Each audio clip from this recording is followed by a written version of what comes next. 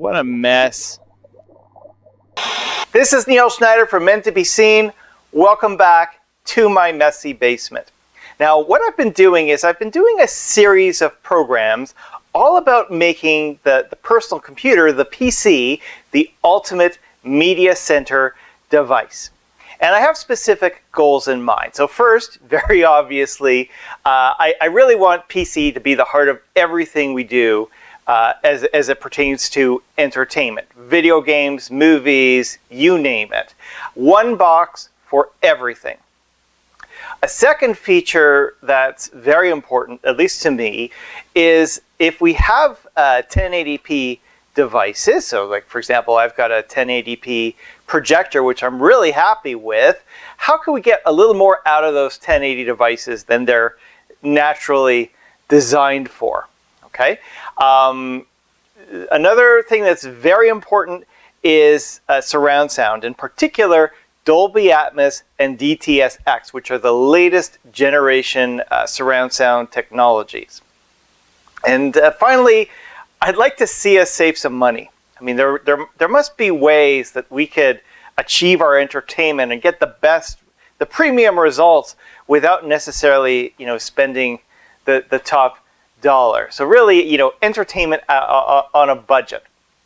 So this has been done as a series of programs, and each episode has a focus to build up our ultimate media center PC.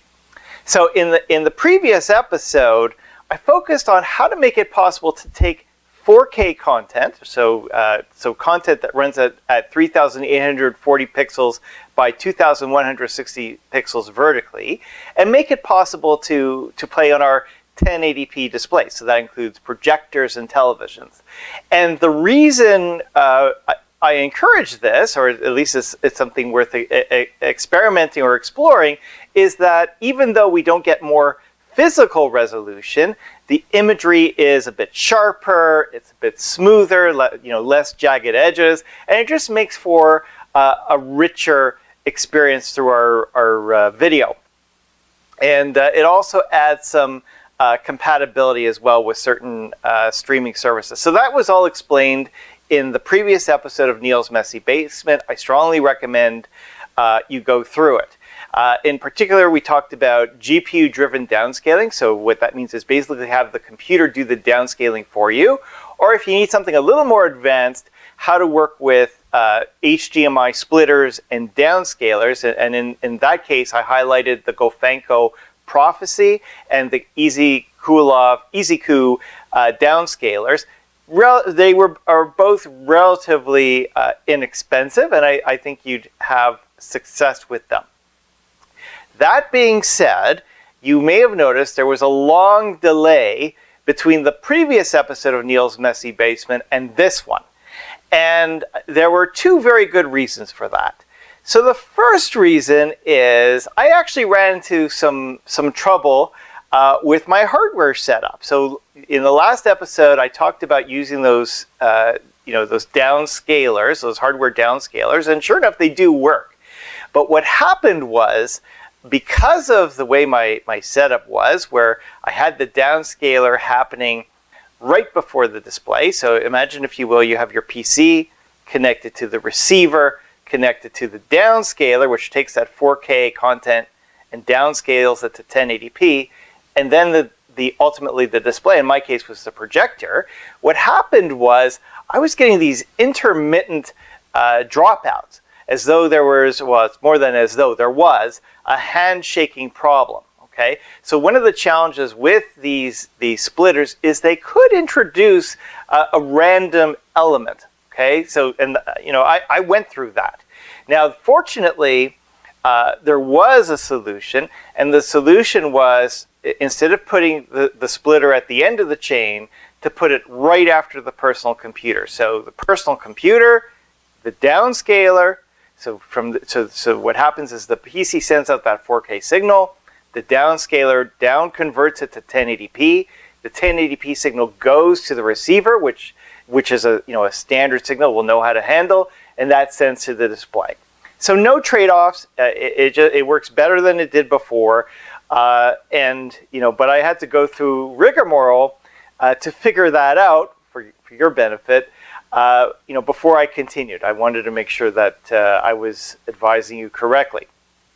Now, the other reason why there was a big delay between the last episode and this one is because of the nature of the product I'm going to be reviewing for you today. It required additional equipment. I couldn't, in good conscience, review the product with the equipment I had. I had to get other equipment so that I'm able to give you a proper review of the product. So what am I reviewing today? So what is this magical product? Well, as I said, we're building up the foundations for making the PC the ultimate media center device.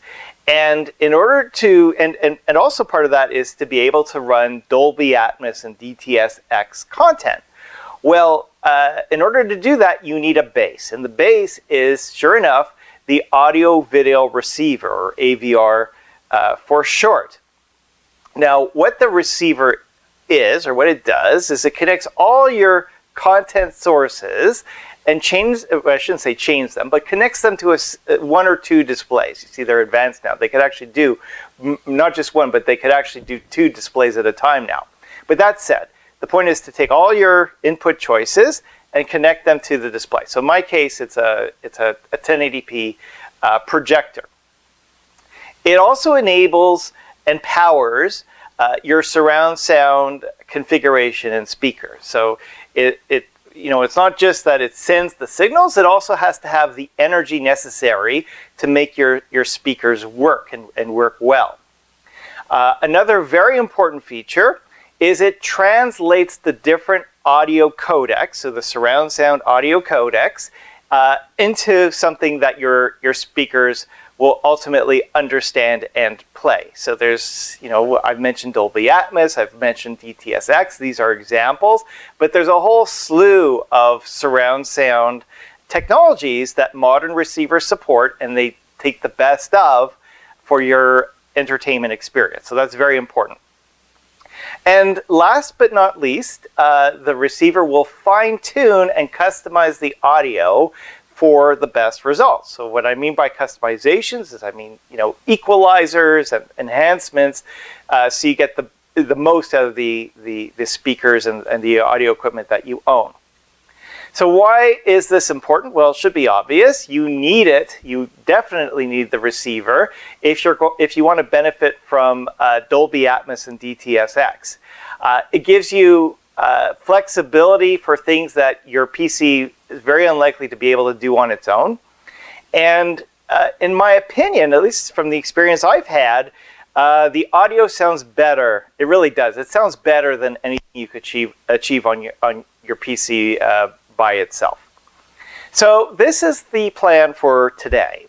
I'm going to review the Onkyo TX-NR595. I'm going to give a general guide on how to interpret the audio video receiver features. So even though it's a product review, I'm hoping what I share here will benefit you when looking at similar products. And I'm also going to give you some ideas on how to get the best results out of your receiver, whichever receiver that may be. And I'm really hopeful that what I share here, again, will apply to other products in the market out there. So thanks for watching. I'll be back with more right after this. Welcome back. Okay, so let me tell you a little bit about the Onkyo TX-NR595. I'm just going to give a quick rundown of, I think, the important features. So its MSRP is $479 US. Okay, so you could actually, if you do some hunting, I'm hoping you'll be able to find it for less.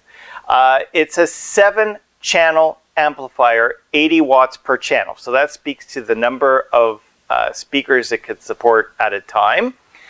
So actually, to be more precise, 7.2 channels. So 7 speakers plus up to 2 subwoofers. Okay, so a subwoofer, the reason why it's not counted as a full speaker is it only accounts for really the very deep frequencies. It's a limited range of frequencies that it covers. So it's not really counted as a full speaker, but it is, of course, still very important. It supports the Dolby Atmos as well as DTS-X specification.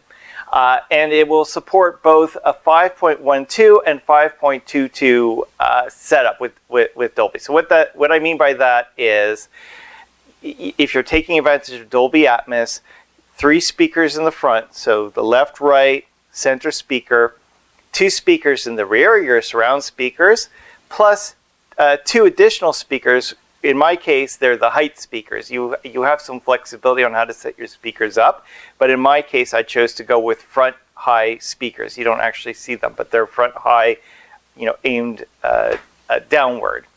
Of course, it's got tone and equalizer settings. It provides a lot of flexibility there. It is considered a 4K receiver, so of course it handles 1080p. It will handle 4K signals as well. It will not handle 8K displays. I know that 8K displays are we're starting to see some marketing around 8K, but this will not work with that. As far as other standards or important standards that it supports, it works with high dynamic range. It supports HDCP 2.3, which is, my understanding, is the latest copyright protection handshaking technology through HDMI. It supports 4K at 60 Hertz, so it's effectively the full refresh rate of standard 4K.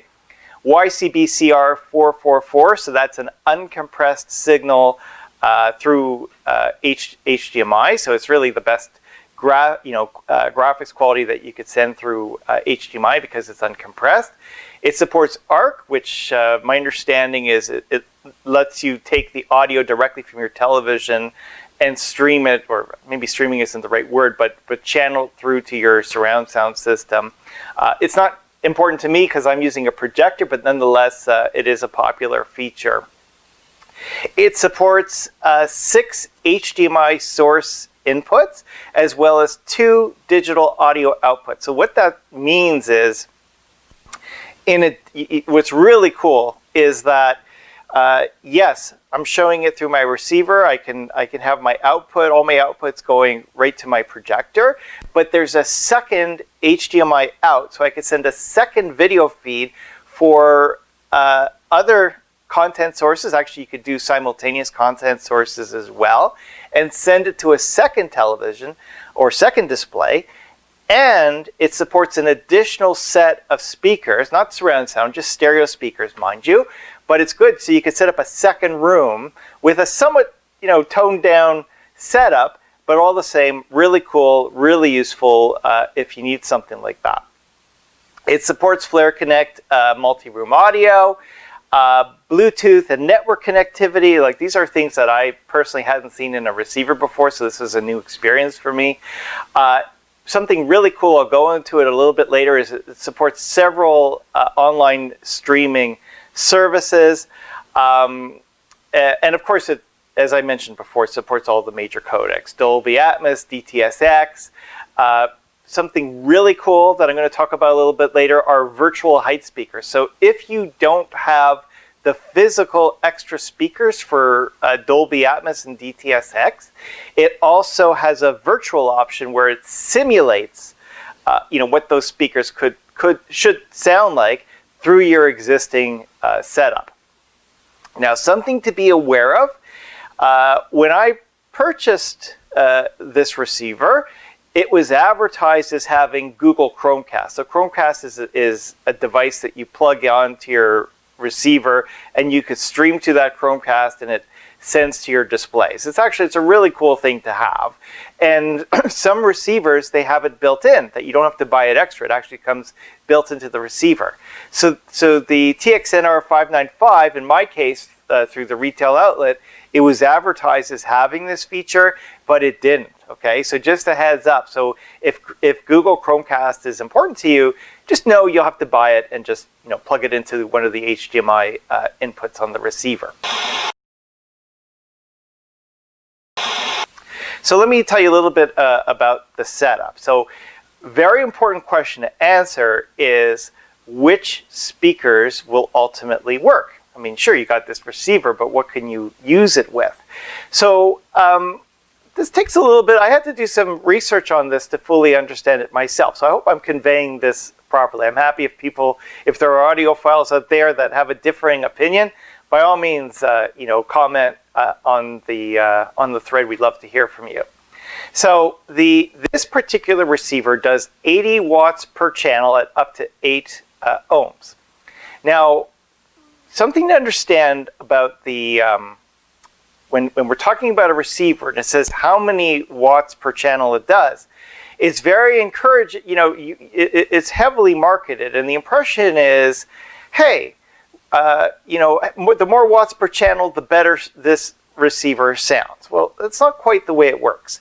What the wattage refers to is how much energy the receiver can put out in relation to the maximum amount of energy a given speaker can accept. So a speaker may accept up to 100 watts of energy. It may be receiving 80 watts from the receiver, or up to 80 watts from the receiver, because that's the limitation of the receiver. But that doesn't mean that it's going to sound poor. Okay, so that's not necessarily an issue. So the 80 watts could be enough to drive, most setups out there. Really, what we want to look at when we're looking at speaker compatibility is the sensitivity of the speaker. So how much energy is necessary to make the speaker perform. Maybe it doesn't need as much energy, that other speakers may need to drive them. The distance between the listener and the speaker. So something to be aware of is, when you're up close to the speakers, no problem. But the further away you are, the amount of energy needed to drive the volume is exponential. I think it's like twice the energy per foot. I forget the exact figure. I'm going to have to look it up now. But it's exponential. So that's really a key factor. And finally, I think I hinted at this before, is the volume necessary to hear your speakers well. Okay, so if you're in a big room, yeah, you're going to need a lot of volume, a lot of audio volume so you could hear those speakers. But if you're in a cozy space, this is a pretty cozy space, you don't need quite as much. Now, the point when the receiver wattage, the amount that it puts out per speaker, is very important, is let's say there isn't enough energy to make those speakers loud enough. So let's say you're in a big room and you can only drive your speaker so far, and it's not far enough because, again, the distance makes for an exponential difference in the amount of power needed to drive that volume. So that could be a problem. Another issue is if the speakers need more energy to drive that volume, and that energy isn't there, if there isn't enough wattage, being pumped to those speakers, the way the speaker will behave is it will distort, it will clip, you'll get problems. So that could be an issue. So those are the main issues. But as I said, in my opinion, 80 watts per channel, at least for me, and I have two setups that I'm going to discuss shortly, it was plenty. Okay, so I don't think it's going to be an issue for most. Now, so far, I've had success with surround sound satellite speakers with a subwoofer. So satellite speakers are small speakers that are supplemented by a subwoofer to more or less complete that frequency, range that we want to get in our entertainment. Or I've also done, and this was also cause for the delay in getting this episode put together because I had to get, I got new speakers, is a mix of towers and bookshelf and speakers as well as a subwoofer. So that was obviously a lot more demanding than what I had before. And I had success with both. And I'm going to go into that a little bit later in this review. So again, in my opinion, I think the TX-NR595 will easily drive small to medium-sized room setups, and of course I'm going to get into that a little bit later. So let's talk a little bit about the connectivity. Okay, so easy to map HDMI inputs. Okay, so you could how complicated is it really? You just connect HDMI devices to the back of the receiver. It supports HDMI 2.0 and the HDCP 2.3 standards, and that's backwards compatible as well. When you're interacting with the receiver, everything is pre-named. So, streaming box, PC, cable, Blu-ray disc, DVD, they have a whole list, and you could customize everything. So if you need to change which channels they're on and anything like that, you can adjust, and you can rename things too. There's also a hidden menu for customizing according to the unique needs of what you're plugging in. So sometimes there could be some handshaking problems, like there's slight incompatibilities, and there are special features in the receiver to help overcome those challenges. As far as network connectivity, this was a new experience for me with an audio receiver. It connects to both 2.5 gigahertz and 5 gigahertz Wi-Fi networks. It also works with wired Ethernet connector as well. I found what I thought was really cool is I was able to almost fully control the receiver with my Android smartphone. Okay, so it supports both Android and iOS smartphones for connectivity and control. And the purpose, you see, then the big question is, well, why do you need this network connectivity? I mean, outside of controlling it with your smartphone, is, well, it does work with streaming services like Spotify, Amazon Music, streaming from the PC and so on. So it's really, there's a lot of good stuff there that's made possible by that network connectivity. Another benefit is it does have Bluetooth support. However, this isn't the case where you could connect Bluetooth headphones to the receiver and listen to the receiver from headphones. It's the other way around. It's for connecting Bluetooth audio devices like your smartphone to the receiver and having the receiver put out that audio feed.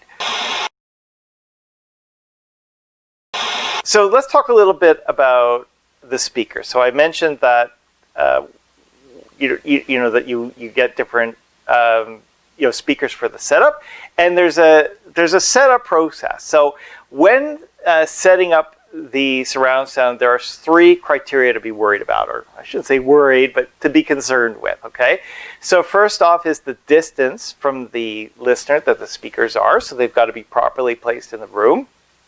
There are crossover frequencies, so that speaks to the abilities of the speaker. So when you buy a speaker, you're going to see that it performs at different ranges. Usually it may start at 50 hertz or 40 hertz, which is at the low range, up to 20 kilohertz and above. 20 kilohertz is approximately the range of the limit of the human ear. Some of us can do a bit better, but that's the average.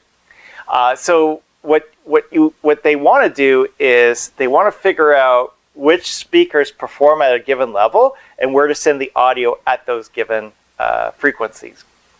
And finally, room acoustics. So getting the audio to sound right along with some speaker flexibility. So, I mean, there's all kinds of rooms and there's all kinds of speaker placement. So there has to be an analysis to get a feel for how to get those speakers to perform well in the room that you're in and according to how they are placed. So this is how it's done. It comes with a setup microphone. Okay, the best way to do it is actually to take that microphone and put it on a tripod. Any camera tripod will do. It doesn't have to be, but I think it works best to find that sweet spot. You place it at ear level, where the viewer is most likely going to be. Really dead center of the couch, center of the screen. I even put an X on the floor because I wanted to know where I should sit for the best experience. And that's how you do it.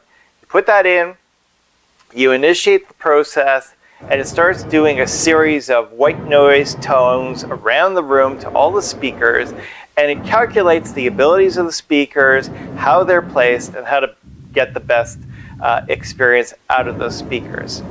The results, the speaker distance, every time I've done it, has been bang on. I'm really impressed with the quality of its analysis.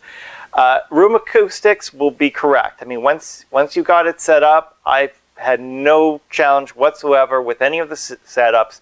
You know, discerning placement, nothing sounded out of balance. It all worked really well.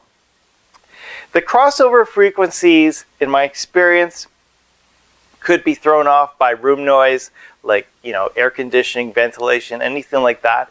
So I found the best way around that is to manually adjust those crossover frequencies, you know, based on the knowledge we have of the speakers we own.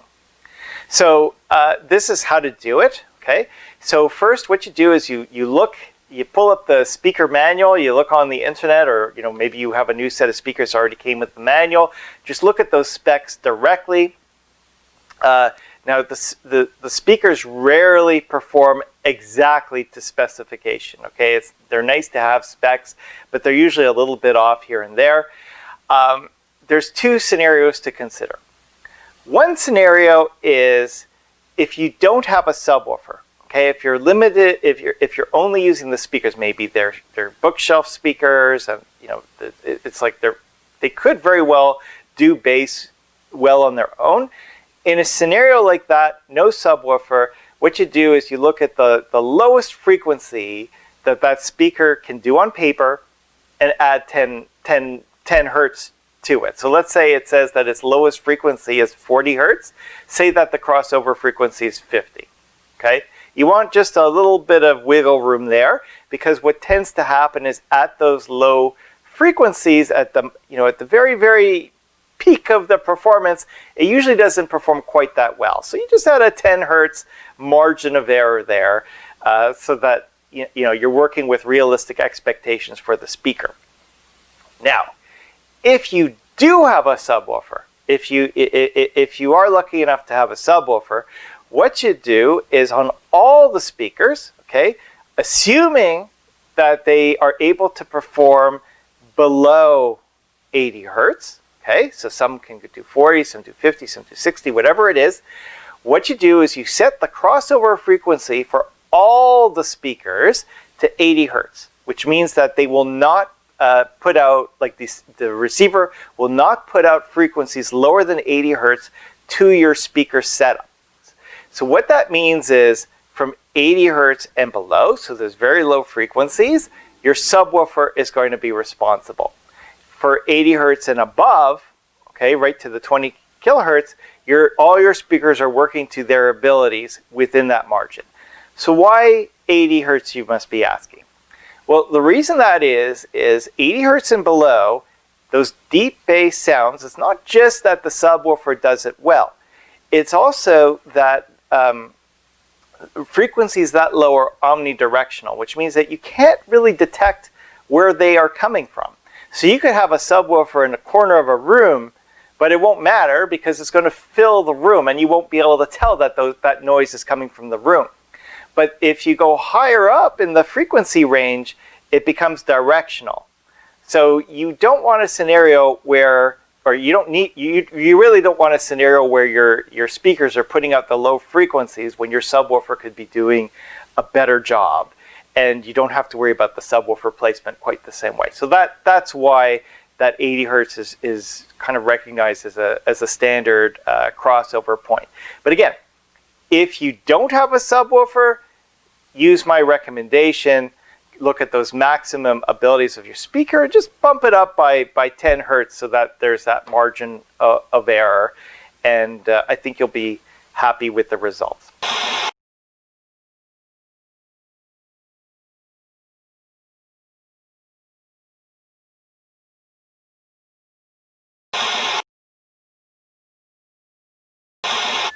Now, let's talk a little bit about the interface of the receiver. I'm really impressed with all the features that, it's really, it's only been a few years since I got my previous receiver, and it's quite dramatic as to the difference. So almost 100% is controllable through the remote control and the screen. Very intuitive. In fact, half the fun is exploring all the different features of the receiver and trying to get to the hidden features and all that stuff. So that was, I really liked that. Also, almost all of it is controllable. Actually, maybe all of it really is controllable directly on the receiver itself. A very intuitive push button interface to get to the inputs, to go through the menu options. It has an on-screen display, so you can easily go through it. It is really cool that it has an on-screen display. Like literally, it puts out a menu system on your projector screen or your display, which I thought, again, I hadn't seen that before until now. You're like, welcome to the 21st century, Neil. But anyway, I thought that was really cool. So I'm really happy with the user interface. Now, audio customizations. Okay, so what am I talking about here? Well, let's say you have your speaker set up the way you want. You may still need to do some customizations to get the audio sounding a little bit better for your personal tastes. So you have control over treble, which is the high frequencies, bass, which of course is the low frequencies, and vocal settings. So vocal, this is something where there's a certain kilohertz range in the frequency that they know is our voice, okay? And you can actually customize. They have a simplified way of making the voice stand out a bit more. I found that feature worked better on higher end speakers. On satellite speakers, which are those small speakers supplemented by a subwoofer, it worked, but it made the vocal sound too separated. It sounded a bit unnatural. Versus, the better class of speakers, it just worked better. Just, so maybe personal taste, but just an expectation. Another thing you can do is, even though you calibrate and the room distance might be perfectly correct, our ears are a little bit different. So you can manually adjust the individual speaker volumes to taste so that the surround sound is just right for your ears. And you also have on-the-fly center channel as well as subwoofer adjustments. So you could be listening to music or watching a movie and, oh man, too much bass. These explosions are too much like explosions, and you could cut down that bass, or you could boost up the center channel so the vocals stand out a bit more. It's all up to you. It's really easy on-the-fly adjustments. Now the equalizer's a little more complicated. So equalizers, really you see the full band or most of the full band of the different frequencies, and you can adjust each frequency range to personal taste. And the way it's set up is you can do 9 bands at a time per speaker. So you can actually customize each speaker or shape the audio for each individual speaker so it sounds just right. Hopefully you know what you're doing. It's not my area of expertise, but some people are really into that. I thought this feature was very helpful when using the satellite speakers. I thought that the satellite speakers were struggling a little bit at the higher frequencies, so I used the equalizers to compensate for this with success. But there was a little bit of a challenge, is you're limited to 9 bands at a time. Normally, when you're working with equalizers, it's not that you're trying to push audio up, it's actually you're kind of reducing it. So you're kind of trimming back what you don't need. The reason you do that versus boosting audio is that it helps avoid distortions and overloading certain types of audio. I'm being a little technical here. It wasn't an issue, okay? But just so you know, you can't. Normally, you would pull the equalizers down rather than boosting them up. In this case, we had to boost them up. It still sounded good to me, but just a heads up, it's just from a technique point of view as to how to use the equalizers. So this is really the most important question now to answer is how does it sound? So things to know ahead of time, okay, before I start talking about, how things sounded with this receiver. In my opinion, most of the responsibility when it comes to what the audio sounds like, okay, are the speakers, right? Those are really what's ultimately responsible, not so much the receiver, okay? The receiver, as far as the audio quality is concerned with, is it has to handle the different audio technologies like Dolby and DTS.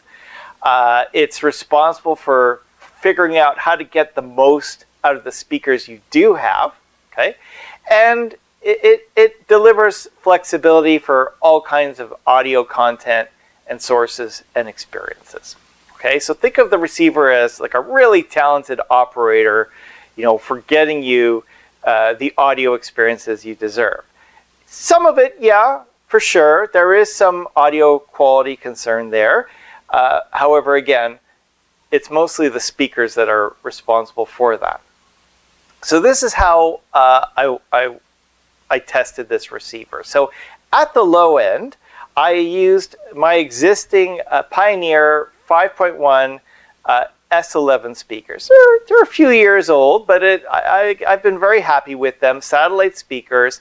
I bought 2 additional S11 satellite speakers to use as height speakers for Dolby Atmos. So I had the full 5.1.2 setup. So I used the full setup, and I also used a Polk PSW10 subwoofer. Okay, so I had again a very credible satellite speaker system with subwoofer. For the mid to high end, you see, this is why it took me a long time to get this review together for you, is I acquired Pioneer Andrew Jones series speakers. So 2 floor standing towers, 2 bookshelf speakers for the rear surround sound, 2 additional bookshelf speakers for the front height speaker, so for the Dolby Atmos, and 1 center channel speaker, all under the Andrew Jones design name. And I continue to use the Polk PSW10 subwoofer. What did I ultimately test? Well, I ran Netflix using, Netflix has a range of Dolby Atmos content. I ran 4K Blu-rays that some supported Dolby Atmos, others supported DTS-X. I ran video games with Dolby Atmos, all right? So I was able to find a couple of games that support the Dolby Atmos technology. I ran video games with the Sound Blaster AE5, so that's a 5.1 setup, and I found that, you know, compared to traditional 5.1 audio, Sound Blaster or sound card audio is a bit better. And I ran music through the Sound Blaster AE5 as well through the receiver. So general audio quality. So what did I find? Okay, so for the satellite speakers, they did really well. Okay, I was very pleased with the audio I was able to get out of the speakers I already had. Okay, they did really well with 5.1 games and cinema. It was very easy to pinpoint the audio cues as to where things were coming from around the room. And I was pleasantly surprised by how much I was able to achieve with those speakers. Another thing that I was pleased with is that, you know, sometimes when you have a subwoofer and you have these satellite speakers, the connection between them, or the smoothness from one frequency to the next, isn't quite right. It sounds very divided. Didn't have that problem with this. I thought I was able to customize it to, you know, to being able to do a clean sweep through the frequencies to what I needed. And, you know, again, I mentioned the equalizers before. At the high end, and again, this is more a limitation of the speakers, they didn't sound quite as sharp at the higher frequency range, so I used the equalizers to help compensate for that. Music, I thought, was very average. It was a bit hollow compared to cinema and games. Okay, but I used the equalizers on the receiver to help compensate. The same settings I would use for my entertainment and games are what I'd use for the music. It helped, but again, it was, you know, it was clearly better than what you get with desktop speakers on a PC, but it wasn't the full, you know, audio experience you want out of a receiver. It was good. It was good. Entertainment games did much better than music, and I'll leave it there.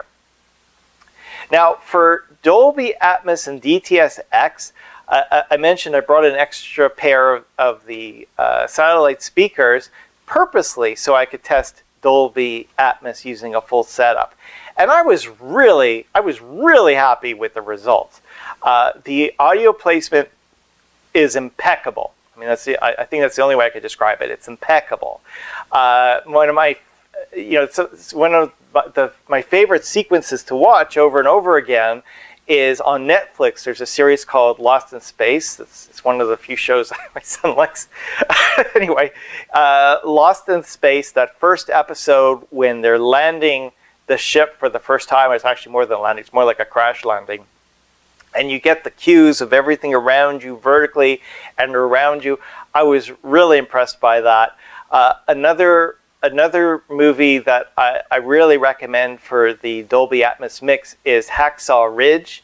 It's a war movie about one of the greatest war heroes. Anyway, I don't want to ruin the story for you, but worth watching.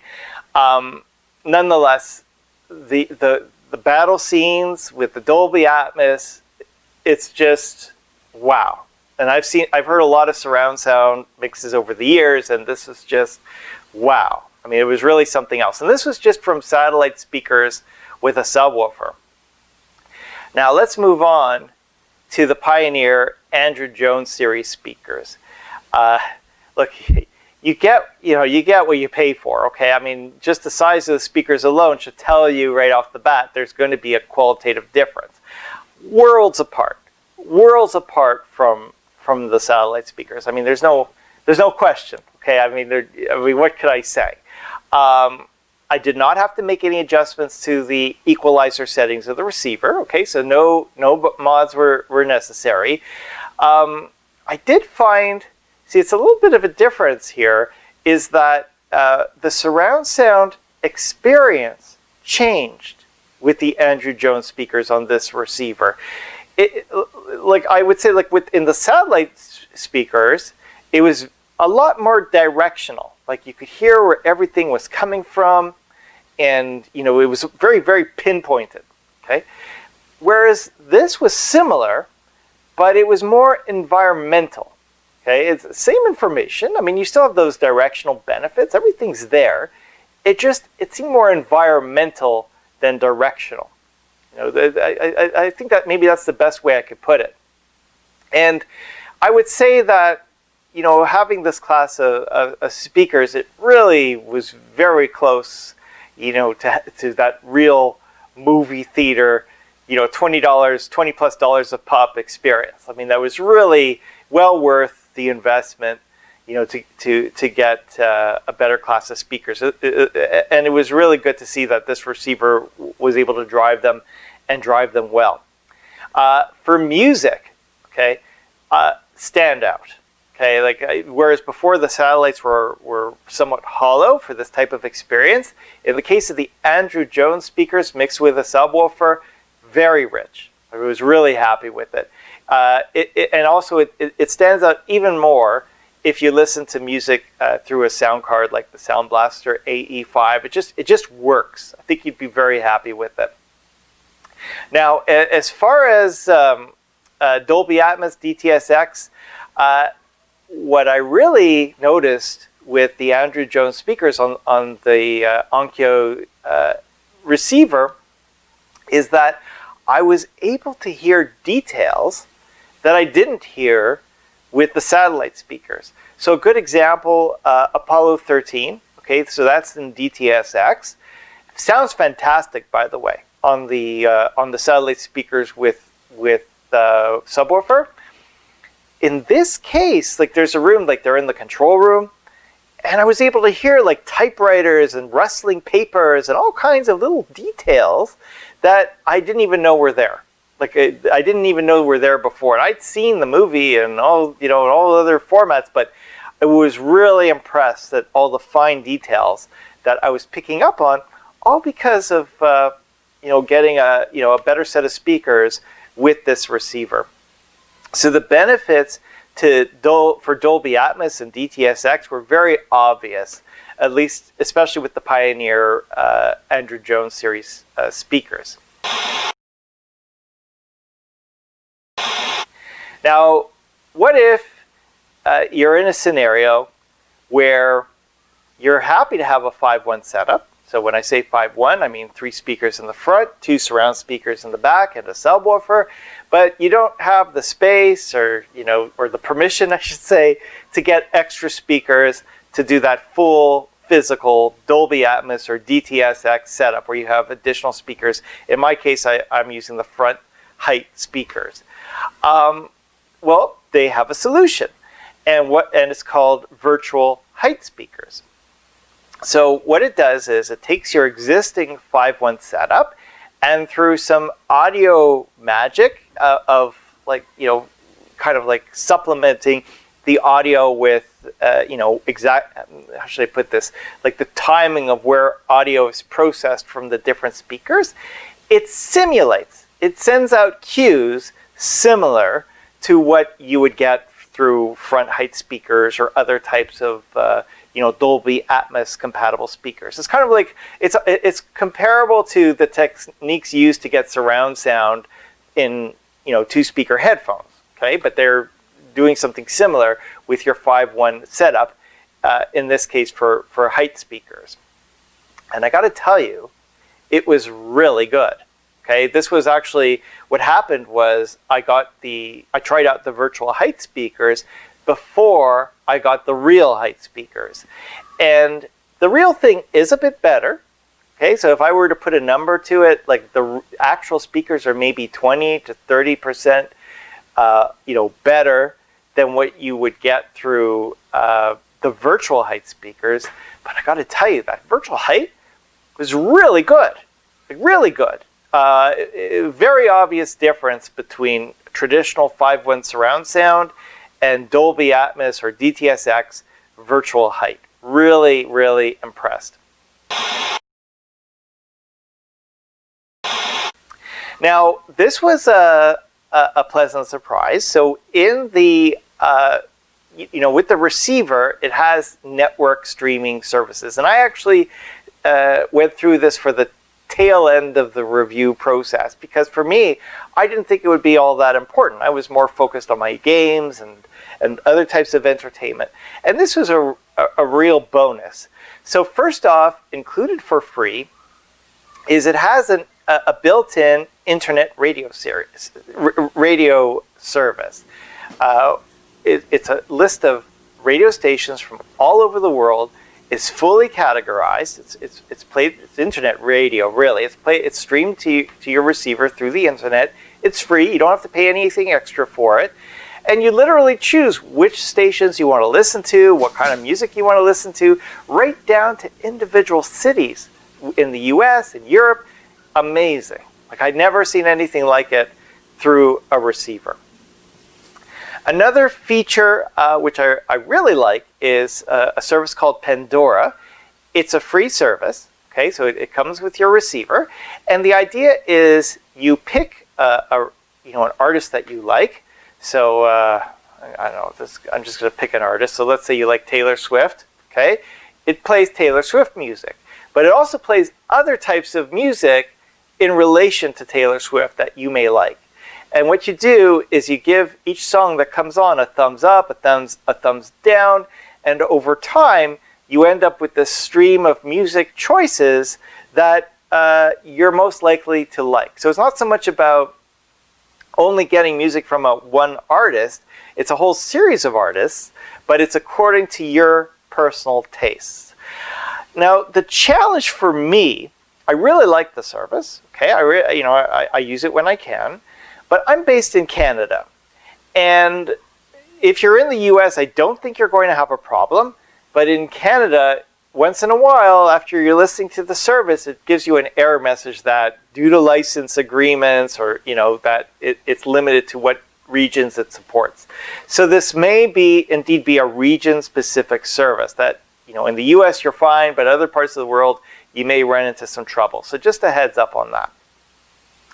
Now, if you have a smartphone, which I do, and I'm sure most of you do, you can also take advantage of other streaming services through your smartphone. So Onkyo has its own music control app, and it supports a wide range of streaming services like Amazon Music, iHeartRadio, SiriusXM, Spotify, and many more. So what you do is you have a subscription to these services, you have it linked through your phone, and through this Onkyo app, it streams to your receiver.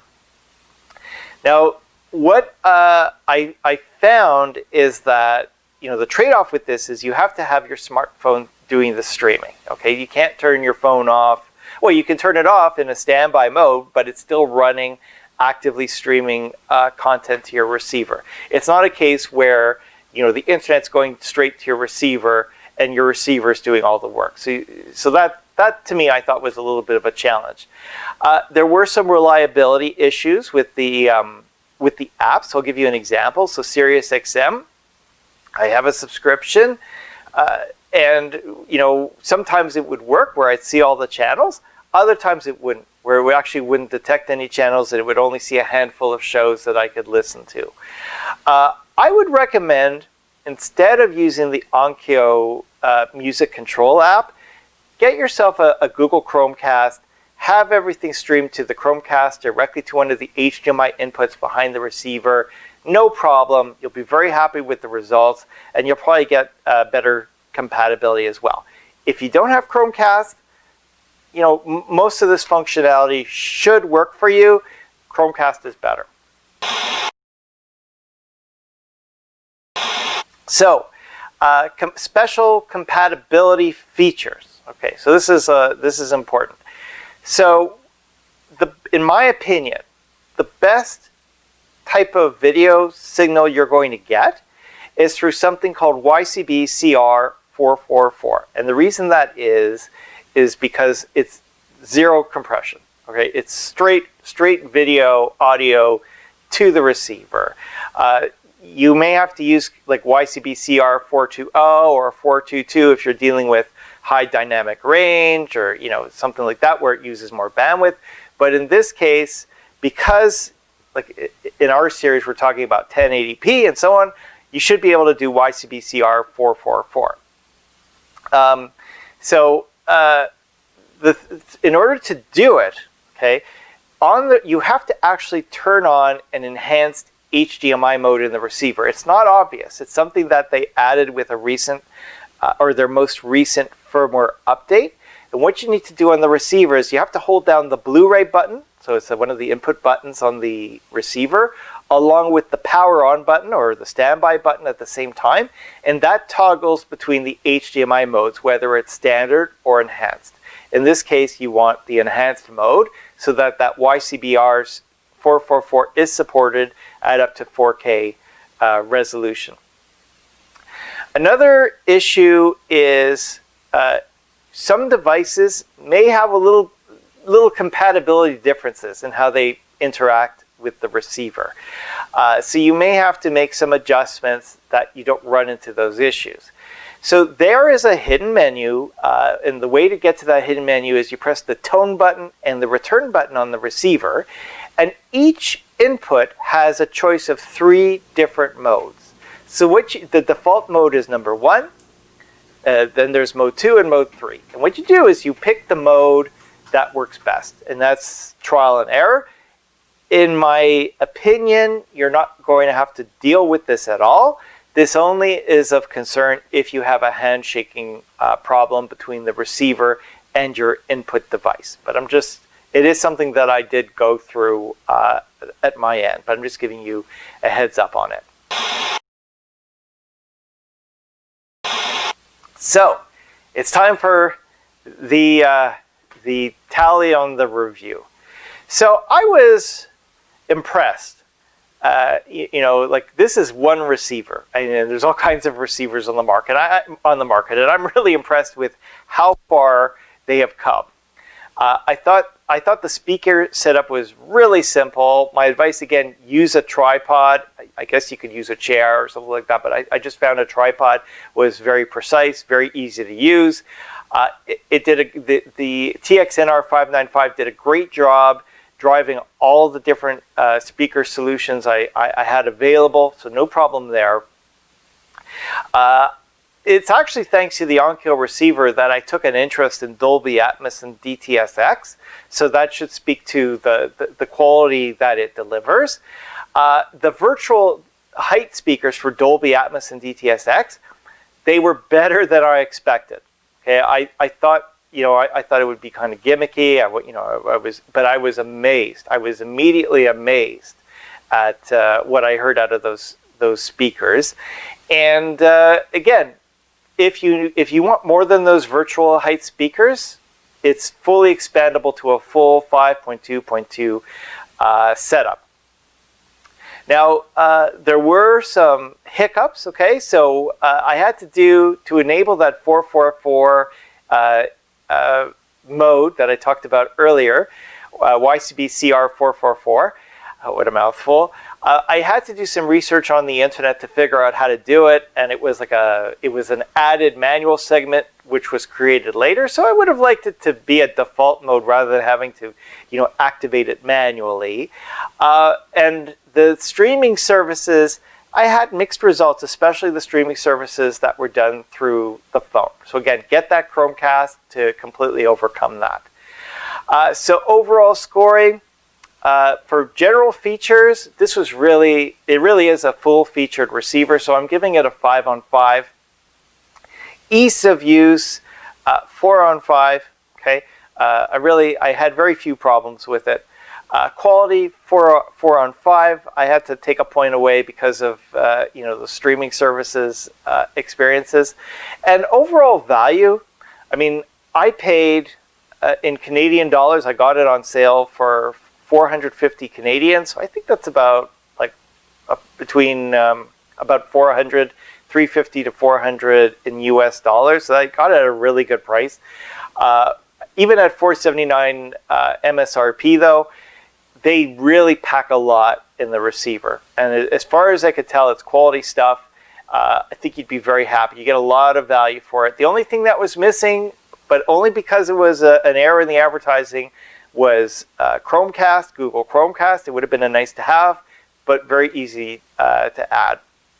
So I'm going to give it a final score of 4.5 on 5, and I think it's a deserved score.